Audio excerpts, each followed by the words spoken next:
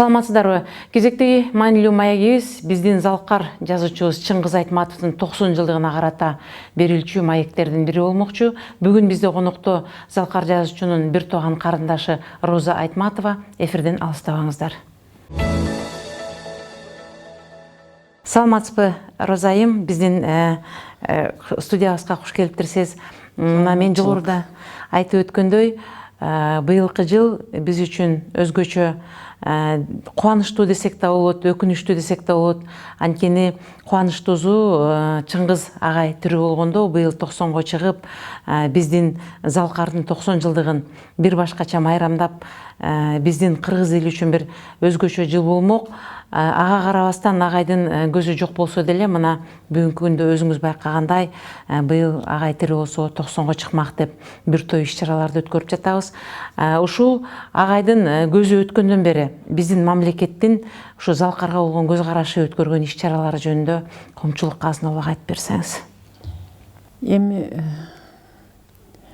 өзүң айткандай, чынында эле көзөтсө дагы артында өзүнүн чыгармачылыгы калган экен. Ошол чыгармачылыгына байланыштуу кишини эстен чыгарбай, күнүгө эстеп атышат, айтып атышат, айрыкча быйыл 90 жылдыкка карата. Бирок кишинин көзөткөнүнө мына 10-июнда 10 жыл болот. 10 жылдан бери баягы эл эстесе эстен кетпейт деген сөз бар. Эл эстеп атып, Чыңгыз Төрөкуловичтун мындайча айтканда экинчи жашоосу башталып атат да, чыгармачылык аркылуу. Көп эле баягы көз өткөндөн кийинки бир топ иш-чаралар болду. Кийин 85 жылдыгына карата көп иш-чаралар болду. Бул бир гана Кыргызстанда эмес, Россияда, Түркияда, Татарстанда абдан чоң майрамдар болду. Анан азыр мына 90 жылдыкка карата абдан өтө эле кээде мен ойлойм, кайра-кайра телевизордон бере берсе, айта берсе, эл ошого көнүп да калабы, көңүл кош болуп калабы деп да корком да. Анткени телевидениеден чын эле ар бир жарым сааттабы, бир сааттабы айтып турушат. Бир жагынан бул жакшы, албетте. Экинчи жагынан баягы адамдар көнүп калабы деп ойлойм да. Ошон үчүн анда-санда жакшы, чоң, олуттуу берүүлөрдү бериш керек деп ойлойм. Менимче андай болбойт болуш керек, анткени Чыңгыз Төрөкуловичту ошол мурунку бир учурдун каармандары же болбосо бүгүнкү бир 40-50 жаштагы биздин ошол залкардын сүйүүчүлөрү эмес, биздин келечек урпактар дагы, азыр өсүп келаткан балдарыбыз дагы ошол залкарга бир башкача көз караш менен карайт. Менимче канчалык көп көрсөтсө деле ал кишинин орду эч качан бизден бир жоголбойт болуш керек. Андан кийин үй бүлөнүн ичинде сиздер кандай ал кишини эскерип турасыздар, өзүңүздөр үй бүлөнүн ичинде? Анткени ошол коомчулукка кызыктуу да, биз сырттан айтып атабыз, деп атабыз китептер жөнүндө. Ал эми үй бүлөнүн ичинде кандай эскерүүлөр болот? Үй бүлөнүн ичинде албетте баягы туулган күнү болот, жерге берилген күнү болот. Ошондой күндөрдү баарыбыз чогулуп белгилейбиз, албетте. Бирок ар бирибиз эми биз өзүбүз 4-1 тууган элек, анан азыр экөө эле калдык, Илгиз Төрөкулович экөөбүз. Анан биздин балдар да чоңоюп калды да, неберелер да чоңоюп калды. Ошол ар бири өз үйүндө мүмкүн ар кандай иштерди аткарышат да. Куран окутуу, эскерүү деген сыяктуу. Эскерүү, а киши жөнүндө китеп жазуу. Мына мен эжемдин баласы Асан Ахматов деген жазуучу. Ал дегенде жазган эмес, кийин 40 жашынан баштап жаза баштады да. Азыр бир топ чыгармаларды жазып койду. Ошол Асан экөөбүз «Человек жив, пока о нем помнят люди» деп диалог түрүндө бир китепче жаздык. Ал китепчеде биз эскеребиз. ошо үй бүлөдө кандай эле кандайдыр бир окуяларга көз карашы кандай эле эсибизде калганын ошол китепке жазып койдук. Мисалы үчүн ушинтип эскеребиз. Илгиз Төрөкулович да быйыл өзүнүн монографияларын жазып 3-чү томунда ушул үй бүлөбүз жөнүндөгү өзүнүн эскерүүлөрүн, өзүнүн ойлорун жазды. Ал дагы жакында чыгат болуш керек. Ошол ушундай иш-чаралар болуп турат. Анан ал кишиге арналган музей ачылды. Кичүү баласы жашаган Чыңгыз Төрөкуловичтун жашаган үйүн музей үй музей катарында жасап койду. Абдан жакшы музей болду. Бүт анын отуруп иштеген кабинети, тамак ичкен жери, коноктор менен жолуккан жери, спальнясы, ушунун баарын жакшынакай кылып келген кишилер келип таанышып кетсе болот. Бул президентский резиденцияда бер жагында да барса болот. Ал жерге значит интернеттен адрести таап алып барып көрсө болот. Бул бир жагы. Анан Аскар деген баласы эстелик курду. Атабейттеги эстеликти Аскар курду. Ал эстелик дагы өзүнчө жөн эле эстелик эмес, ал бир келген кишини бир ойлондура турган жай болду деп ойлойм. Анткени ал жерде жанагы адам үчүн эң кыйыны күнүгө адам болуу деген сөздөрү жазылган. Бир жагынан ал ойлондурат, экинчи жагынан ал кишинин кол жазмасын китепке түшүрүп, ошол китепти немеси турат, макети турат. Анан ошо кишилер көп келет, келип багы Куран окутуп кетишет. Бирок жанагы немелерин көрүп, мен ойлойм, ар бир адамга өзүнүн таасирин тийгизет болуш керек деп. Бул дагы чыгармачылык менен жасалган иштер, ошо кишинин жөнүндө эскерүү да.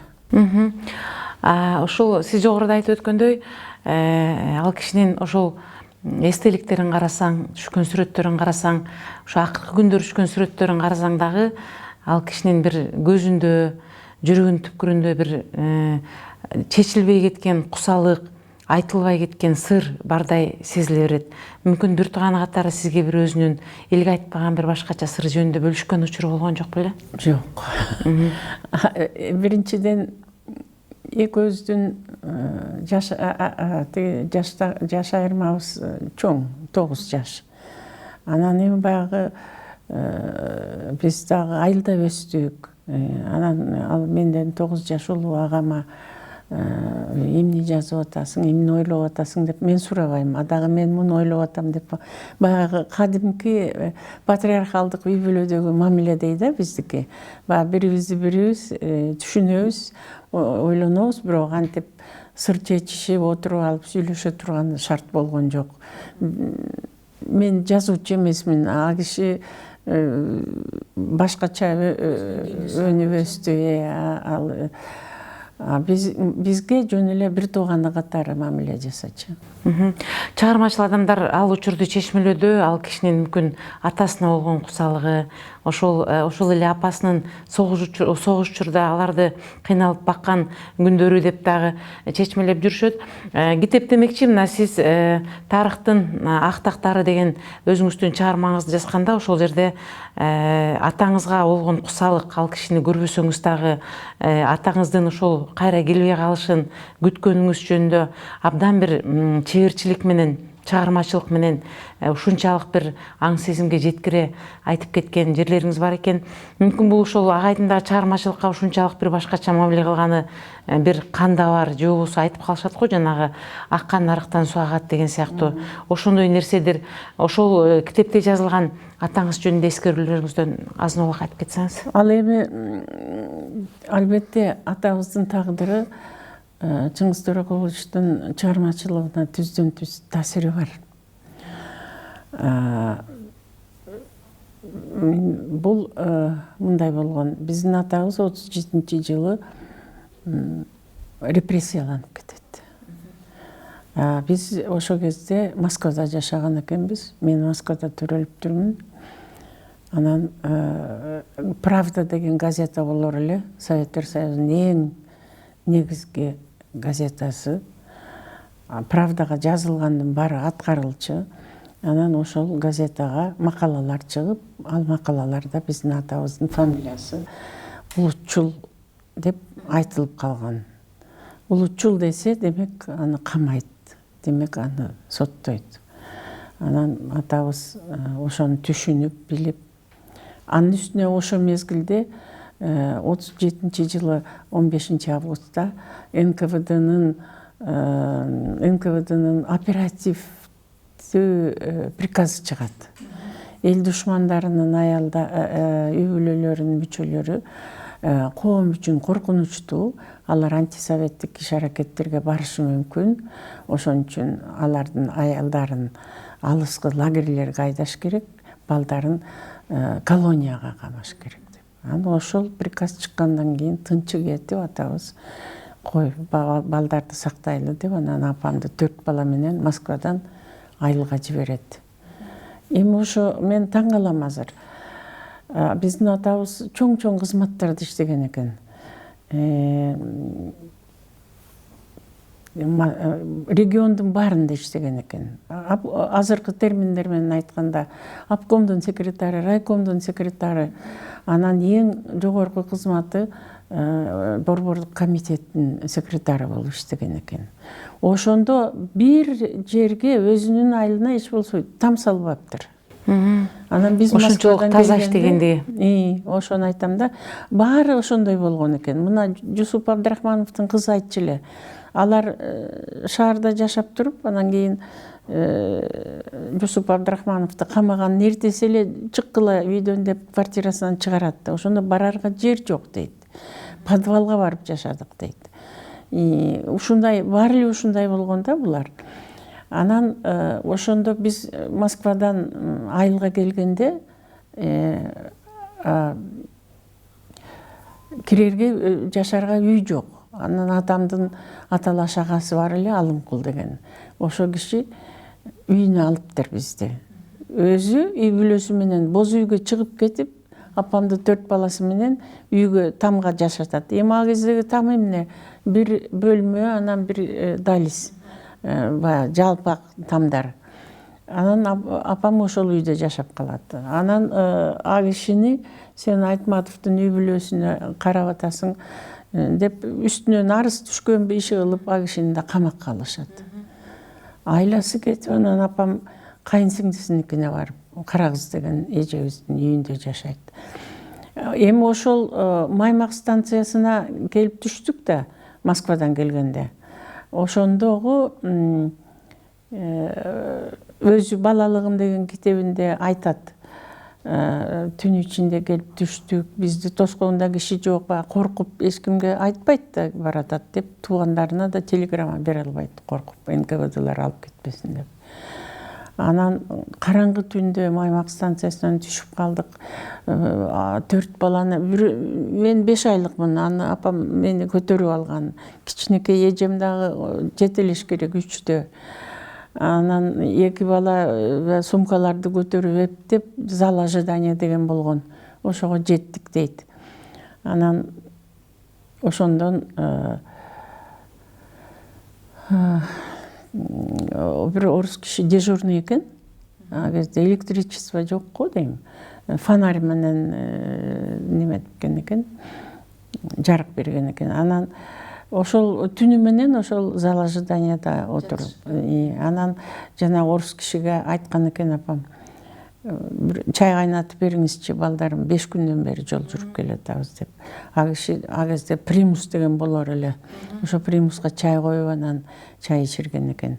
Анан мындай жакшы кишидей көрүнгөндөн кийин айтыптыр, ушул Маймакта биздин Кулжабай деген тууганыбыз бар. Эртең дежурстводан чыккандан кийин барып айтып коюңузчу, Айтматовдун үй бүлөсү келип күтүп атат деп. Анан ал киши айтты дейт, мен бул фамилияны билет экем, чоң кызматты иштеди беле? Ооба. анда түшүнүктүү деди дейт. Эми ошол кезде баарын камап аткан кезде анан ошо Кулжабай айылга жана Алымкул атама кабар берип, анан алар келип бизди арабага салып алып кетет. Маймактан Шекерге чейин 22 километр. Эми ошондогу атам менен коштошкону Москвадан, анан кийин Маймакка келип түшүп калганыбыз, ушунун баары бир аябай катуу стресс болгон болуш керек ал 9 жашар балага. Чыңгыз анда 8ден 9га караган кези. Анан мүмкүн ошол. Анан бир жагынан, экинчи жагынан баягы атасына болгон кусалыгы. Ошон үчүн чыгармаларында аябай көп жолугат да, бул темир жол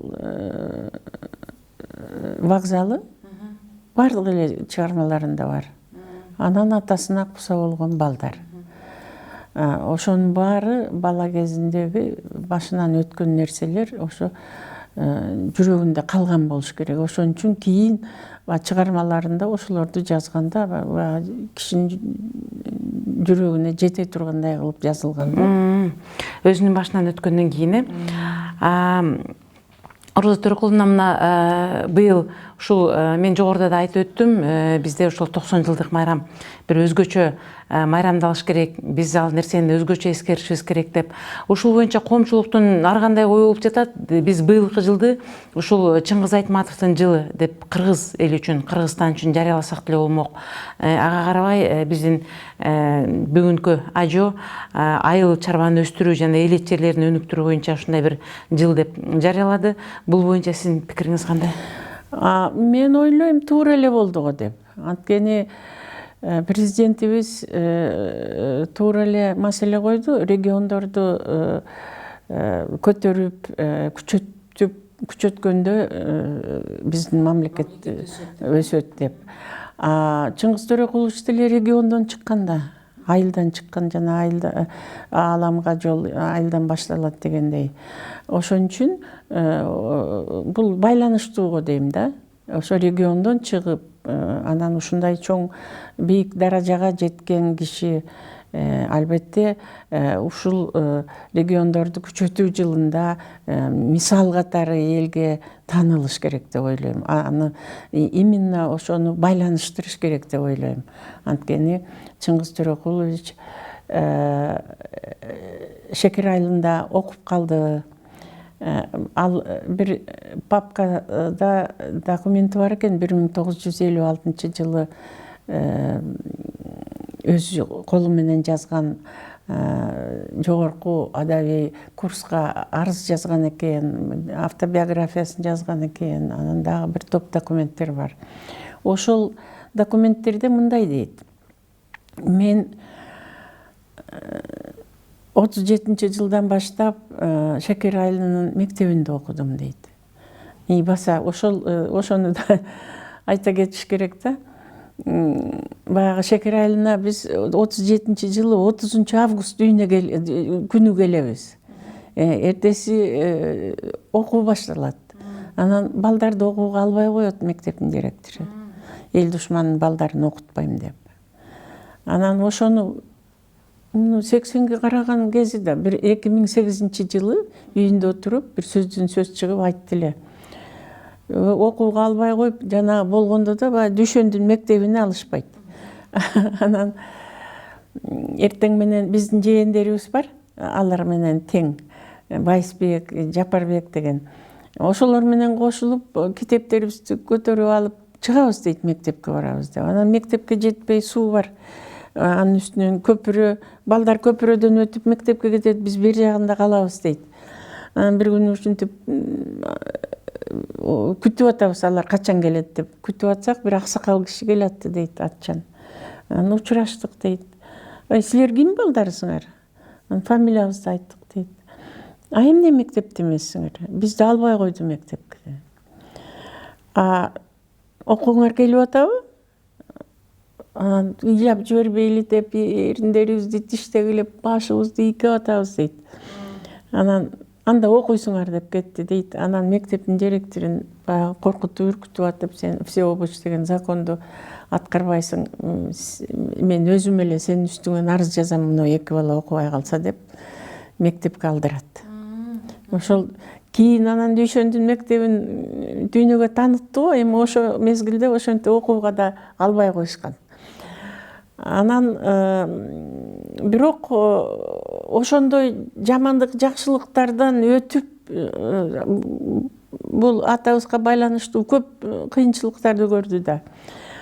Бирок ошонун баарын туура түшүнүп, кандайдыр бир неме болуп, ошону жеңип өттү да,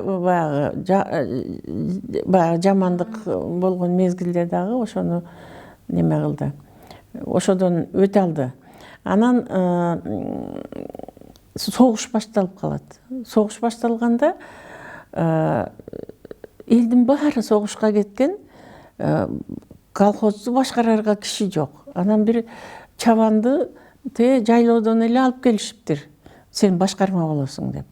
Ал киши фамилиясы унутуп атам. Фамилиясынын 1-4 тамгасын эле жазганды билет экен да. Кол койгонду ушинтип кол коет экен. Анан кийин Чыңгыз Төрөкулович орусча да билет, кыргызча да билет. 1-2 классты Москвадан окуганда. Анан келип Дүйшөндүн мектебинен окуп атпайбы. Анан эми сен орусча да билесиң, 14кө чыгып калган кези, сен орусча да билесиң, кыргызча да билесиң, сельсоветке секретарь болуп бер деп, окуун таштап, анан иштей баштайт колхозго. Ошондо сельсоветтин секретары дагы оңой иш эмес да. Ар бир үй бүлөгө барыш керек, анын согуш маалы, анан кайсы үй бүлөдө канча киши, канча малы бар, эмне мүмкүнчүлүгү бар, ушунун баарын билиш керек. Анан райондон кагаздар келет, анын баарын орусчадан кыргызчага которуп, жанагы кишиге айтыш керек. Ошентип иштейт. Анан кийин немеде иштейт. Анан согуштан бир киши, жаш жигит жарадар болуп келип калат да, анан ошону сельсоветке секретарь кылып иштетишет да, Чыңгызды финагент кылып иштетишет. Финагент, финансовый агент. Айылдагы ар бир үй бүлөгө барып, согуш налогун жыйнайт. Жашоо абдан начар, эчтеке жок, ачарчылык. Ошого карабастан ар бир үй бүлө төлөш керек эле ошол налогду. Анан ошол ар бир үй бүлөгө барып, бул согушка, бул жеңиш болуш үчүн, эгер согушка кеткен адамдарыңар келсин десеңер, жеңиш болсун десеңер, төлөгүлө муну деп айтып атып, анан налогду жыйначу да. Андан кийин комбайнерго жардамчы, трактористке жардамчы болуп иштейт. 45-жылга чейин окубайт. Эми ошондо ошолорун эскергенде айтат да, ошондо баланча аксакал менен иштеп калдым, түкүнчү аксакал менен иштеп калдым. Анан согуштун учурунда аялдарды, баягы эркектердин ордуна иштеген, ошолордун ишин көрүп, ошолордун иш аракети, ой жүгүртүүсү, ошолор менен тыгыз байланышта иштейт да. Анан мен ойлойм, ошол биздин шекерлик аксакалдар, байбичелердин, Толгоной апага окшогон аялдардын таасири чоң болуш керек деп ойлойм. Киши ошол кишилердин философиясын, баягы 4 эле тамганы жазганды билгени менен, бирок ой жүгүртүүсү күчтүү, абдан акылман, жакшы аксакал, кемеңгер адамдар. Анан ошолордун таасири астында калыптанган болуш керек анда инсан катары. Ошон үчүн ошолордун философиясы калганда бул кишиде. Ошон үчүн мен айткым келет, ошондой кишилер айылдан эле, айылдагы коомчулуктун таасири астында эле жакшынакай болуп калыптанат. Анан ошо президенттин региондорго карата саясаты туура деп ойлойм. Ошол региондор канча күчтүү болсо, региондогулар канча мындай билимдүү, илимдүү болсо, балдарга жакшы туура тарбия бере алса, ошончолук биздин өлкөгө жакшы деп ойлойм. Өнүгөт деп ойлойсуз. Андан кийинки сурообуз мына биз ушул 90 жылдыгына карата, бир эле 90 жылдыгына карата эмес, негизи эле Айтматовдун чыгармачылыгына абдан сый мамиле кылган биздин кошуна өлкөлөр бар. Ошолордун арасына кимисин бир өзгөчө баа бересиз, же сизди да чакырып, сиз менен да кеңешип, бир агай жөнүндө бир чоң иш-чараларды өткөргөндөр болушту? Мени чакырып атышты, бирок мен ден соолугума байланыштуу эч жакка бара албай калдым. Айрыкча албетте Түркия абдан жакшы мамиле жасайт. Мен баягы күнү кайсы ай экенин унутуп калдым. Мен мындан 3 ай мурун барып келдим Түркияга, бир университетке, Самсун деген университетке. Абдан сыйлашат, абдан окушат, чыгармачылыгын абдан изилдешет. Анан басмаканадан көп чыгарып, элдер ошону көп окуйт экен. Ар бир дүкөндөрүндө, жана китеп саткан дүкөндөрүндө ал кишинин чыгармалары турат. Булардын бир жакшы жери китептери арзан экен. Анан балдар, мен өзүм бир китеп дүкөнүнө кирип көрдүм. Балдар ата-энеси менен келет экен ошол жерге. Анан алар тандайт экен жана китептерди. Ошондо көбүнчө Чыңгыз Айтматовдун китептерин сатып алышат экен да. Дээрлик ар бир үй бүлөдө бар экен ал кишинин китептери. Ошон үчүн Түркияда абдан эле мына баягы күнү Түрксой бир жакшы иш-аракеттерди жасады, бирок мен өзүм барбай калдым, Аскар барды. Абдан жакшы болду деп келди. Алар 7-8 күн жүрдү, бир нече шаарларга барышты. Анан мен ойлойм, мына Казакстанда дагы жакшы мамиле жасашат. Дагы дээрлик бардык эле республикаларда белгилеп атышат 90 жылдыкты. Эми кээ бирлеринде баягы формально, кээ бирлеринде абдан мындай чыгармачылык менен ал кишинин чыгармачылыгын көрсөтүш үчүн. Бул эмнеге керек? Бул эми жаштарга, балдарга керек. Ал кишинин чыгармачылыгын